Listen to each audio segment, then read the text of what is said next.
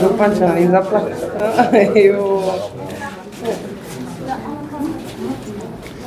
Kamere spremne. Ivana? Daj. Ne može Ivana. Danas je Drvenik centar Hrvatske i to obrazovni centar Hrvatske.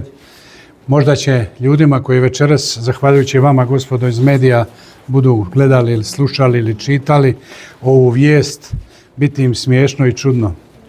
Ali jeste iz tog razloga što danas odavde iz Drvenika želim poslati poruku svim učenicima osnovnih i srednjih škola koji su jučer krenuli u novu školsku godinu. U našoj županiji ove godine je upisano 4106 djece. 4106 djece, a to je 36 više nego prošle godine i mislim da smo jedna od rijetkih županija koji možemo biti ponosni na to. Jeste mali korak i ovo je iznimno mali korak, ali je veliki, zaista veliki za srca ovih ljudi ovdje na otoku.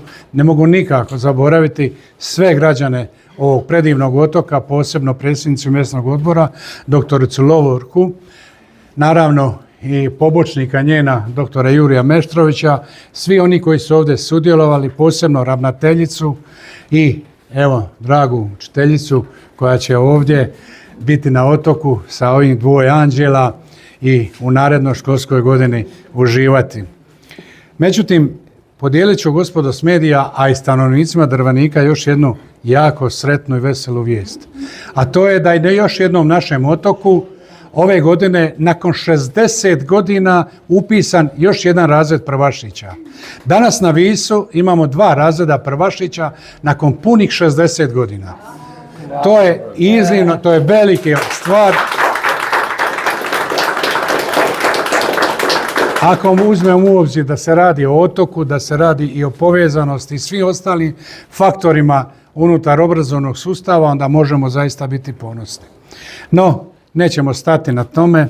Mislimo da treba, zaista treba po ovom primjeru raditi gdje god to bilo. Jer ako ćemo zatvarati ustanove koje nisu profitabilne ili ekonomski ili komercijalno, a onda čemu obrazovanje, čemu kultura, čemu sport, čemu bilo što drugo osim gospodarstva i gospodarskih segmenata.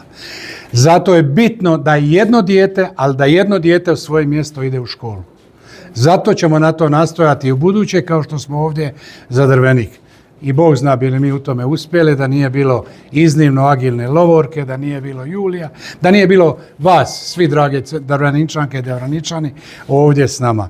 I još jednom želimo srca, ma ne samo prvašićima iz naše županije, nego cijele Hrvatske, iz najljepšeg i pitoreskijeg mjesta kad se tiče otoka, poslati poruku sritna vam bila školska godina 2025-2026, dragi prvašići, dijelom cijele Hrvatske. Zadnji učenik izašao iz osnovne škole. Prisjetit ćemo se, škola se otvorila 98. na 99. a 2002. godine bili smo prvi u Europi koji su krenuli sa online nastavom. Tada je ministarstvo prepoznalo trud naše učiteljice koja je to stihijski sama radila sa svojom opremom i 2004. je donirana vrlo skupa i vrijedna oprema od strane Carneta i ministarstva. I nažalost, evo 2008. godine zadnji učenik je napustio učionicu. Danas se nalazimo u istom prostoru, ali u sasvim novom ruhu, za što možemo zahvaliti naravno županiji kao osnivaču i gradu Trogiru što su nam prostor prepustili. Ali od svega najbitnije su ove dvije curice tu, a ja se nadam da će ovo potaknuti možda i druge obitelji koje će naći svoje mjesto na otoku. Znam da ima tu i mlađih braće i tako dalje, pa se nadamo da će škola ostati još dugo otvorena. Hvala vam svima lijepa što ste došli, a prepustit ću našem županu, gospodinu Blaženku Bobanu, da vam se obrati.